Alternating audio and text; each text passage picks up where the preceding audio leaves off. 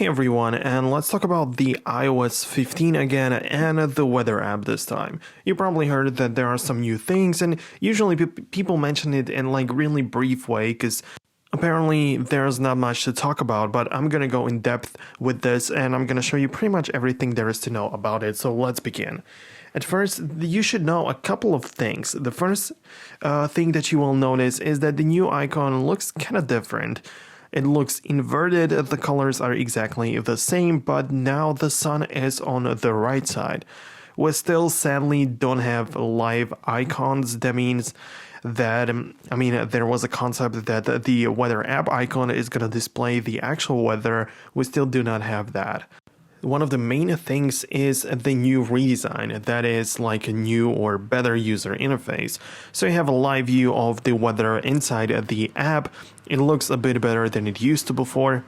You have some animations as well as some rain drops dropping on the menu bars or like the weather tabs. It looks kind of nice, and they really paid attention to the details and to the design.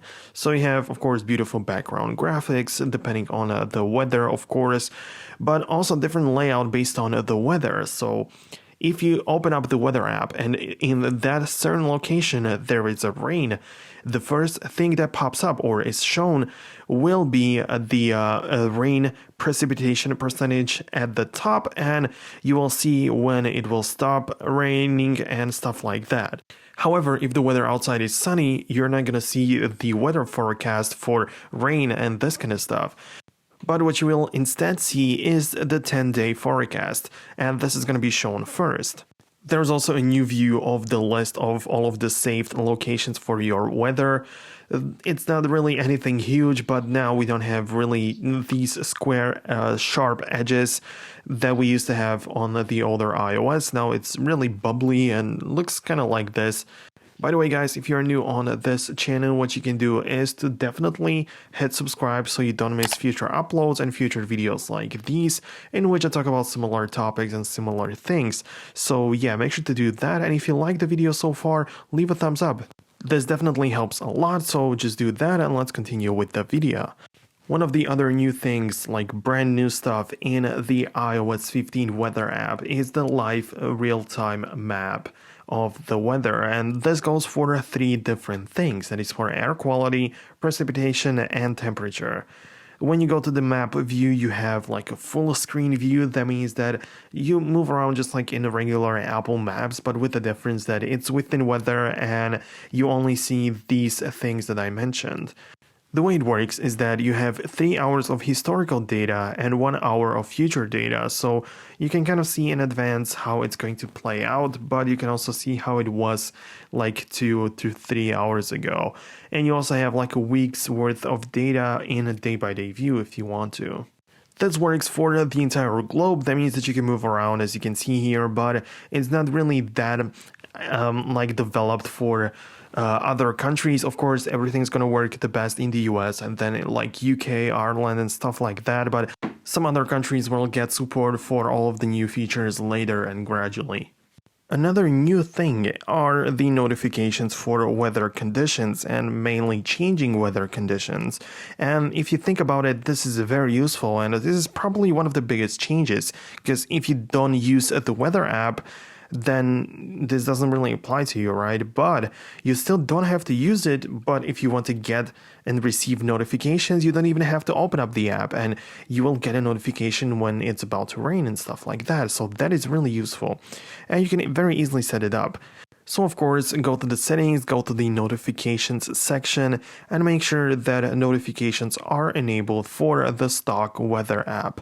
So enable the stuff that you would normally do, like if you want to have like banner notifications and stuff like that. This doesn't really matter as long as you have them turned on. Then come back to the weather app and click on this multiple view window or tab, and there you'll see 3 little dots for more option, and the notifications are right there. So you click on it and now you can set up notifications.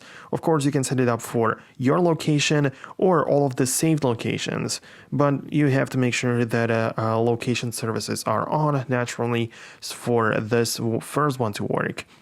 But the way it works is that you get a notification for four things. That is for rain and snow, and when it begins to rain and when it stops to rain, and the same thing for snowing. So before it's about to snow, you're gonna get a notification, or before it's about to stop snowing, then you also get a notification.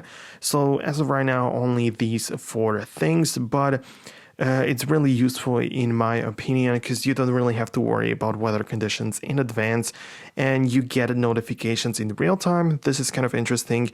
But the reason that it works is that Apple recently bought the Dark Sky Weather app. You know, it used to be a third-party one, but Apple is now in charge of it. And that app used to provide really nice notifications and services. So these things have now been brought over to the stock iOS 15 weather app. So that is really useful.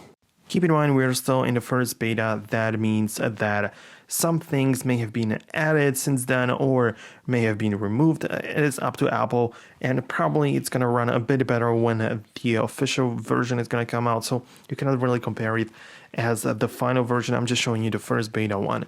So these are the new things. Perhaps Apple adds something I can not tell right now. So yeah, this is everything what I wanted to say. If you enjoyed this video and if you liked it, then leave a thumbs up. Just like I said, it helps with the YouTube algorithm. It makes the video show up for more people so they can find it as well. So yeah, thanks a lot for your support. Thanks for watching and see you guys later in the next videos. Peace out, guys.